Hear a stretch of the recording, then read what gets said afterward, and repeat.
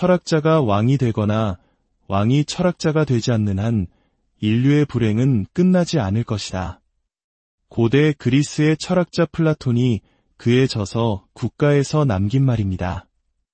그리고 오늘 우리가 이야기할 한 남자, 로마의 황제 마르쿠스 아우렐리우스는 이 플라톤의 이상이 현실에 가장 가깝게 구현된 인물로 역사에 기록되어 있습니다. 오늘 이야기가 여러분의 마음에 지혜의 등불을 밝혀준다면 좋아요와 구독으로 더 많은 분들과 이 빛을 나눠주시길 바랍니다. 여러분의 작은 실천이 지혜를 널리 퍼뜨리는 데 큰 힘이 됩니다. 자, 그럼 이제 플라톤이 꿈꾸었던 철인 황제의 삶 속으로 함께 들어가 보겠습니다.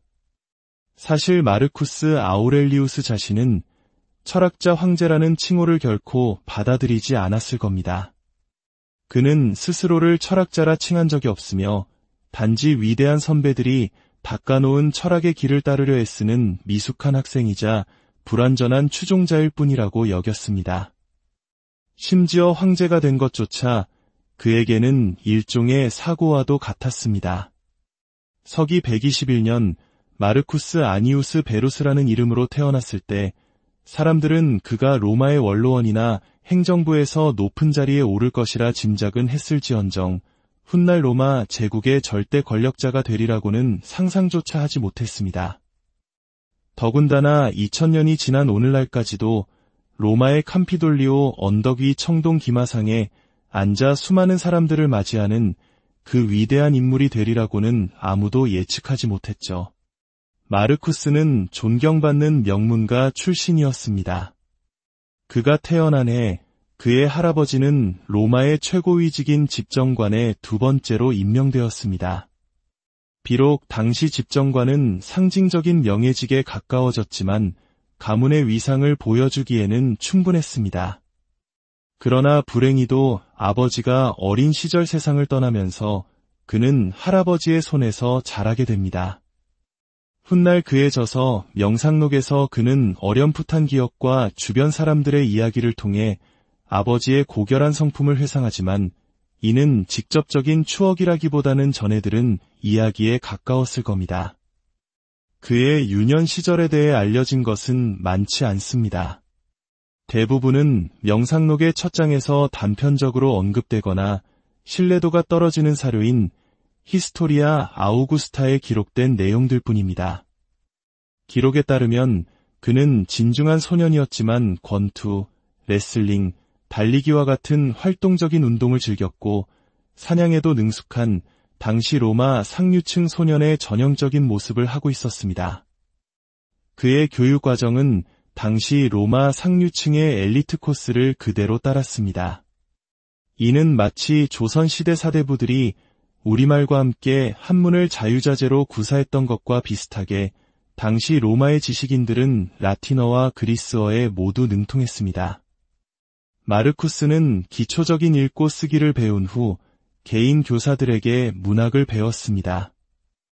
특히 베르길리우스의 서사시 아이네이스는 그의 지적 성장에 큰 영향을 미쳤습니다.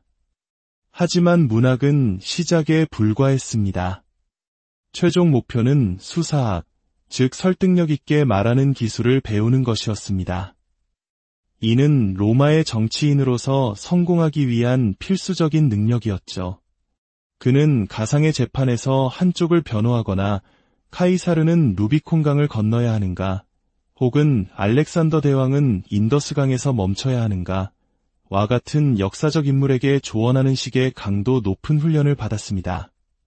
그는 호메로스의 일리아스와 오디세이아, 에우리피데스의 비극 등 그리스 고전을 원전으로 읽었고 키케로의 연설문만큼이나 데모스테네스의 연설문을 진지하게 탐구했습니다. 당시 철학의 언어는 압도적으로 그리스어였습니다. 플라톤, 아리스토텔레스, 제논, 에피쿠로스와 같은 위대한 철학자들은 모두 그리스인이었죠. 따라서 깊이 있는 철학을 공부하기 위해서는 그리스어와 그들이 만들어낸 철학적 어휘를 이해하는 것이 필수적이었습니다. 훗날 마르쿠스가 자신의 가장 내밀한 기록인 명상록을 라틴어가 아닌 그리스어로 쓴 것은 지극히 자연스러운 일이었습니다. 그의 인생이 극적으로 바뀐 것은 16살이 되던 서기 137년이었습니다. 당시 황제였던 하드리아누스에게는 자식이 없었고 큰 병을 앓은 뒤 자신의 후계자를 찾아야만 했습니다.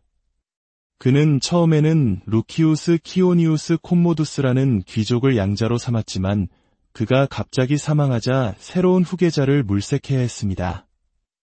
하드리아누스의 선택은 원로원 의원인 안토니누스였습니다. 그 역시 자식이 없었죠. 하드리아누스는 한 가지 조건을 내걸었습니다. 안토니누스가 마르쿠스와 사망한 콤모두스의 어린 아들 루키우스 베루스를 동시에 양자로 입양해야 한다는 것이었습니다.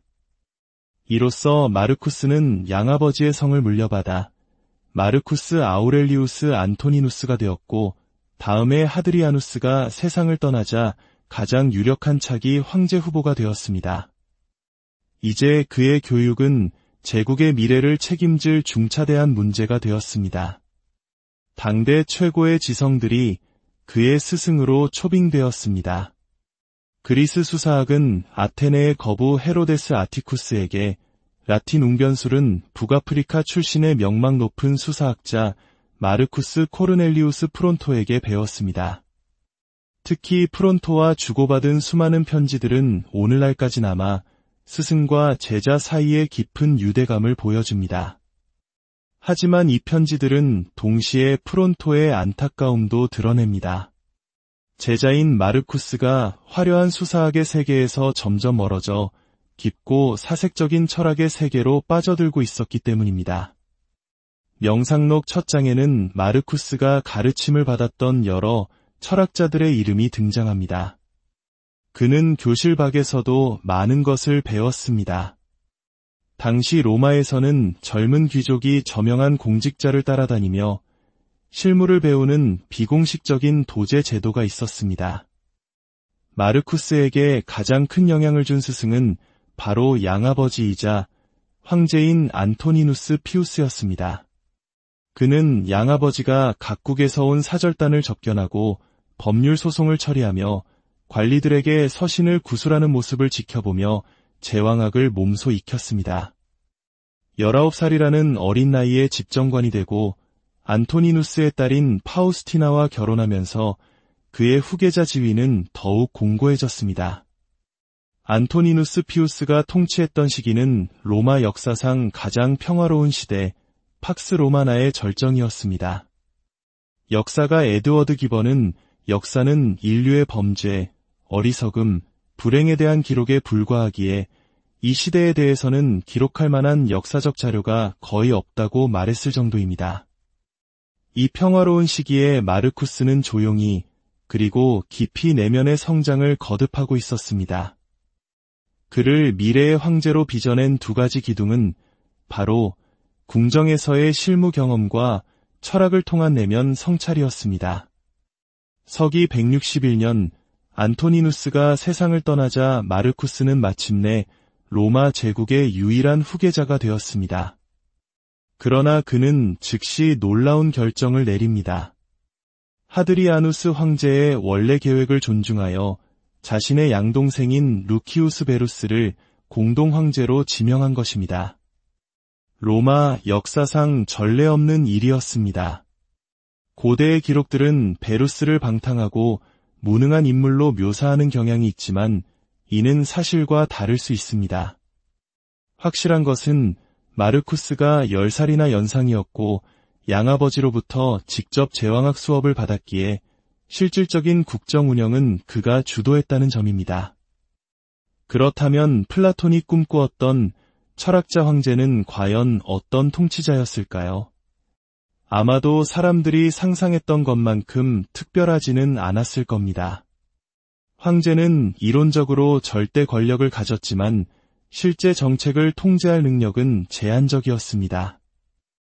그의 시간 대부분은 제국 곳곳에서 올라오는 민원과 청원을 처리하는 데 소요되었습니다. 사절단을 접견하고 형사사건의 항소를 심리하고 속주 총독들의 질문에 답하고 개인들의 탄원서를 검토하는 일이 일상이었습니다. 제국의 소식이 중앙까지 전달되는 데는 몇 주가 걸렸고 황제의 명령이 다시 현장에 전달되는 데도 그만큼의 시간이 걸렸습니다. 우리는 남아있는 서신, 비문, 법률 기록들을 통해 마르쿠스의 통치 철학을 엿볼 수 있습니다. 그는 노예 해방과 고아들의 후견인 제도에 깊은 관심을 보였습니다. 혹자는 이것이 모든 인간을 동등하게 보는 그의 철학적 신념과 아버지 없이 자란 자신의 경험에서 비롯되었다고 분석합니다. 그의 문서들에는 단어 하나하나를 신중하게 선택하고 세부 사항까지 세심하게 신경 쓴 흔적이 역력합니다. 이는 명상록의 저자이자 완벽한 단어를 찾기 위해 고심했던 프론토의 제자다운 모습이었습니다. 그는 선대 황제들처럼 원로원과의 관계를 중시했습니다. 황제의 절대 권력을 부드럽게 감싸고 합의와 협력의 모습을 보여주려 노력했죠. 덕분에 그는 친절하고 현명한 통치자라는 이미지를 굳힐 수 있었습니다. 황제가 살아있는 동안에는 무엇이든 할 수 있지만 역사에 대한 최종적인 평가는 결국 원로원 계급 출신의 역사가들이 내리는 법이었으니까요. 하지만 그의 통치가 관용적이기만 했던 것은 아닙니다. 당시 로마 사회에 스며들고 있던 새로운 종교, 기독교에 대한 그의 정책은 선대 황제들과 다르지 않았습니다. 로마인들에게 기독교인들은 사회의 근간이 되는 신들을 부정하는 무신론자로 비쳤습니다. 황제 숭배를 거부하는 것은 사회 질서와 국가의 안정을 위협하는 행위로 간주되었죠. 당시 기독교는 불법이었고 기독교인임이 발각되면 사형에 처해질 수 있었습니다. 마르쿠스 시대에도 리움과 같은 도시에서 대규모 박해가 일어났고 심지어 그의 스승이었던 유니우스 루스티쿠스마저 기독교인들을 재판하고 처형했습니다. 마르쿠스 자신도 기독교의 존재를 알고 있었지만 그의 마음속에서 큰 비중을 차지하는 문제는 아니었던 것으로 보입니다. 명상록에서 기독교를 직접 언급한 부분은 후대에 추가되었을 가능성이 높습니다. 그에게는 이 작은 이단 종파보다 훨씬 더 시급하고 중대한 문제들이 산적해 있었습니다. 그가 황제가 되자마자 동쪽의 유일한 경쟁자였던 파르티아 제국과의 관계가 급격히 악화되었습니다. 평화의 시대는 끝났습니다. 파르티아는 아르메니아를 침공했고 로마군을 격파했습니다. 시리아까지 위협받는 상황에서 로마는 대응해야만 했습니다. 공동 황제인 베루스가 동방으로 파견되었지만 평화로운 시대에 자란 두 황제 모두 군사적 경험이 전무했습니다. 전쟁의 실질적인 지휘는 전문 장군들이 맡았고 젊은 장군 아비디우스 카시우스의 활약 덕분에 로마는 결국 승리할 수 있었습니다. 하지만 승리의 기쁨을 누릴 시간은 없었습니다.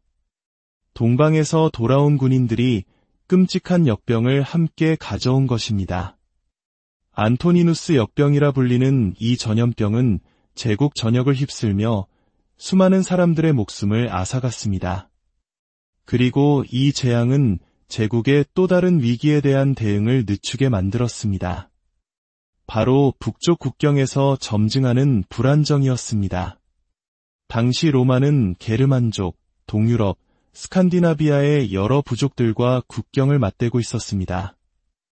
이들은 정복이 아니라 생존을 위해 로마의 국경을 넘으려 했습니다. 로마는 때로는 저항하고 때로는 타협했지만 일관된 정책의 부재는 결국 3세기 후 서방 제국이 멸망하는 원인이 되었습니다. 파르티아 전쟁으로 북쪽 국경의 방비가 허술해진 틈을 타 콰디족, 마르코만니족과 같은 게르만 부족들이 대대적으로 침공해왔습니다. 이것이 바로 마르코만니 전쟁의 시작이었습니다. 168년 마르쿠스와 베루스는 이들을 막기 위해 북쪽으로 진군했습니다. 하지만 이듬해 베루스가 뇌졸중으로 추정되는 병으로 급사하면서 전쟁의 모든 무게는 마르쿠스의 어깨 위에 놓이게 되었습니다. 이 전쟁은 파르티아 전쟁과는 전혀 다른 양상이었습니다. 외교적 수완이 통하지 않는 수많은 부족장들과 개별적으로 협상하고 협상이 결렬되면 피비린내 나는 소규모 전투를 끝없이 치러야 했습니다. 로마에 세워진 마르쿠스 아우렐리우스 원주에는 이 전쟁의 참혹함이 생생하게 묘사되어 있습니다. 승리를 기념하는 기념물임에도 불구하고 그곳에 새겨진 장면들은 잔혹한 전투와 파괴, 처형의 모습뿐입니다. 명상록에 등장하는 잘려나간 손, 발, 머리와 같은 구절은 아마도 그가 전쟁터에서 직접 목격한 끔찍한 경험에서 비롯되었을 것입니다. 175년 기나긴 전쟁이 로마의 승리로 기울어갈 무렵 충격적인 소식이 전해집니다. 파르티아 전쟁의 영웅이자 시리아 총독이었던 아비디우스 카시우스가 반란을 일으켜 스스로 황제를 칭했다는 것이었습니다. 제국의 동방 전체, 특히 로마의 곡창지대인 이집트가 그를 지지했습니다. 내전은 피할 수 없어 보였습니다. 하지만 다행히도 카시우스가 부하에게 암살당하면서 이기는 가까스로 진정되었습니다. 마르쿠스는 제국의 동방을 순방하며 민심을 수습해야 했고 이 여정 중에 그의 아내 파우스티나마저 세상을 떠나는 슬픔을 겪습니다. 어느덧 50대 중반에 접어든 마르쿠스는 자신의 건강이 쇠약해지고 있음을 느꼈습니다. 카시우스의 반란은 후계 구도를 확실히 해야 한다는 경각심을 일깨워 주었습니다. 그에게는 13명 이상의 자녀가 있었지만 대부분이 어린 나이에 사망했고 이제 유일하게 남은 아들은 10대에 접어든 콤모두스뿐이었습니다. 그는 자신의 핏줄인 콤모두스를 후계자로 삼았고 그에게 제국의 거의 모든 권력을 이양했습니다. 하지만 북쪽 국경의 평화는 오래가지 않았습니다. 178년 마르쿠스는 아들 콤모두스와 함께 다시 북쪽으로 향했습니다. 그리고 2년 후 58세의 나이로 전장에서 눈을 감았습니다. 슬프게도 아들 콤모두스는 아버지가 걸었던 길과는 정반대의 길을 걸었습니다. 그는 로마 역사상 최악의 폭군 중 한 명으로 기록되었고 그의 암살 이후 로마는 100년 가까이 혼란의 시대로 빠져들게 됩니다. 마르쿠스가 명상록을 쓴 시기는 바로 이 마르코만니 전쟁이 한창이던 170년대 그의 생애 마지막 10년으로 추정됩니다. 끊임없는 전쟁, 동료 황제와 아내의 죽음, 믿었던 부하의 배신, 그리고 아들에 대한 실망감까지 그에게 이 시기는 어둡고 고통스러운 시간이었습니다. 이런 극한의 상황 속에서 그가 철학에서 위안을 찾은 것은 너무나 당연한 일이었습니다. 그렇다면 그가 기댄 철학, 스토아 철학이란 무엇이었을까요?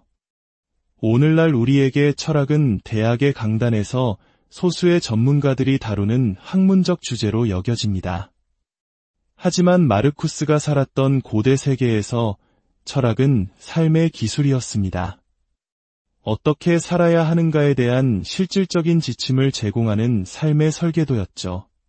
수많은 철학학파 중에서도 로마인들에게 그리고 마르쿠스에게 가장 큰 영향을 미친 것은 스토아 학파였습니다.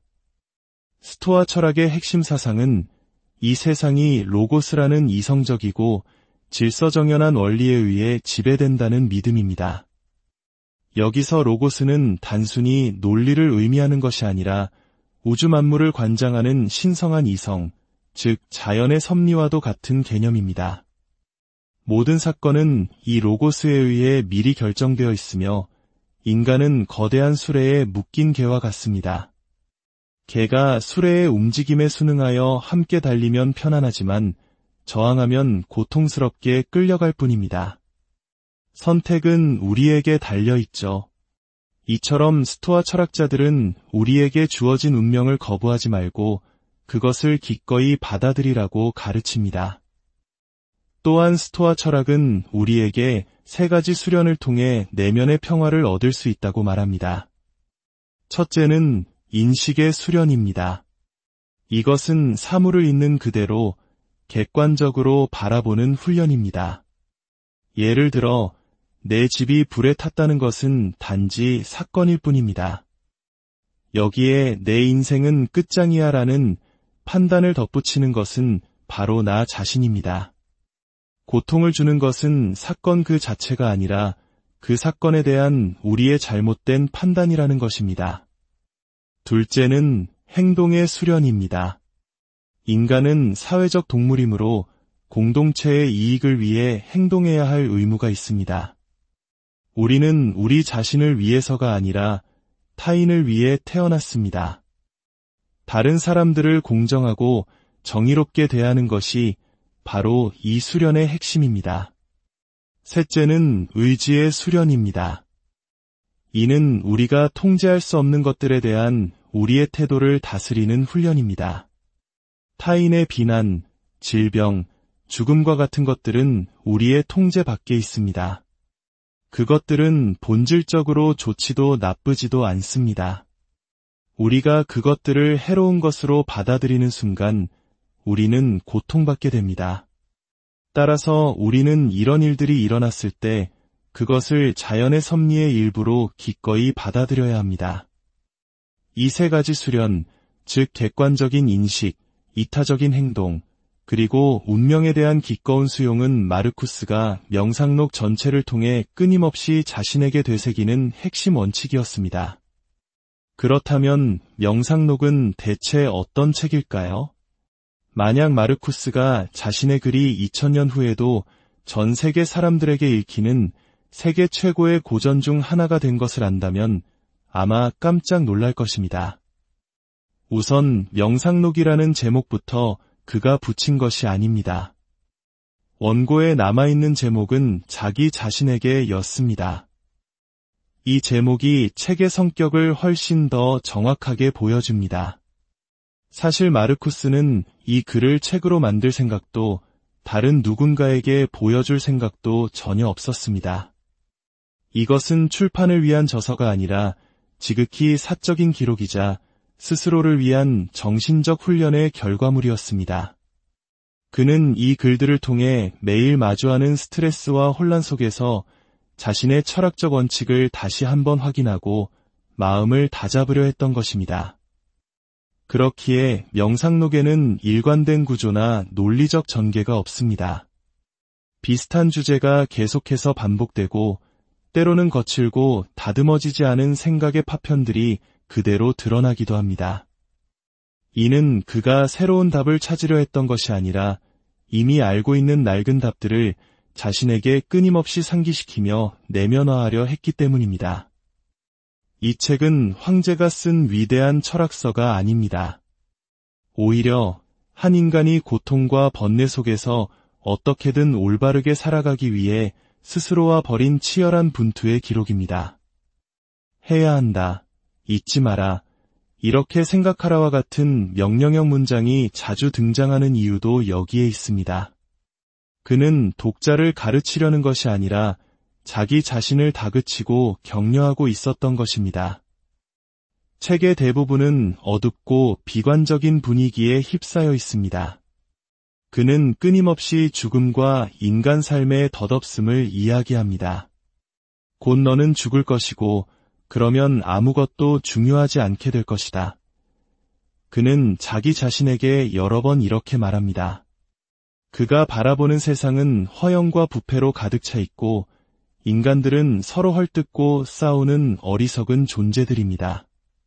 심지어 인간의 육체마저도 썩은 고기가 담긴 자루나 피와 뼈, 신경과 혈관의 얽힘으로 묘사하며 혐오감을 드러내기도 합니다. 이러한 염세적인 시각은 그가 겪었던 시대적 아픔과 개인적 불행을 고스란히 반영합니다. 마르쿠스에게 삶은 전쟁이었고 종종 패배가 예정된 싸움처럼 느껴졌을 것입니다. 그의 철학은 행복을 얻는 방법이 아니라 고통을 견디는 방법을 알려주는 방어적인 철학이었습니다. 마음을 무너지지 않는 견고한 요새로 만드는 것, 그것이 그가 철학을 통해 얻고자 했던 유일한 것이었을지도 모릅니다. 그럼에도 불구하고 이 어두운 기록 속에서도 간간히 따뜻한 빛이 비치는 순간들이 있습니다. 특히 그가 신들에 대해 이야기할 때 그렇습니다. 그는 신들이 꿈을 통해 자신을 보살피고 영감을 주었다고 믿으며 진심으로 감사함을 표합니다. 이는 모든 것을 냉철한 이성으로만 파악하려는 스토아 철학의 엄격함과는 다소 거리가 있는 그의 인간적인 면모를 보여주는 대목입니다. 마르쿠스가 죽은 후 명상록은 거의 잊힐 뻔했습니다. 기적적으로 살아남아 10세기경 한 학자에 의해 필사되었고 16세기에 이르러서야 처음으로 인쇄되었습니다. 수많은 오류와 불완전함에도 불구하고 이 책은 시대를 초월하여 수많은 사람들에게 깊은 울림을 주었습니다. 프리드리히 대제와 같은 군주부터 이름 없는 평범한 사람들까지 각자의 삶의 전쟁터에서 고군분투하는 이들에게 마르쿠스의 목소리는 큰 위로와 용기가 되어 주었습니다. 우리는 마르쿠스의 시대에 살고 있지 않지만 그가 마주했던 문제들은 오늘날 우리가 겪는 문제들과 크게 다르지 않습니다. 예기치 않은 불행, 인간관계의 어려움, 죽음에 대한 두려움, 그리고 이 모든 혼란 속에서 의미를 찾으려는 노력. 마르쿠스 아우렐리우스는 우리에게 완벽한 해답을 주지 않습니다. 그는 단지 어둠 속에서 길을 잃지 않으려 애썼던 한 인간의 정직한 목소리를 들려줄 뿐입니다. 그리고 그 목소리는 우리에게 이렇게 묻는 듯합니다. 당신은 당신의 삶이라는 전쟁터에서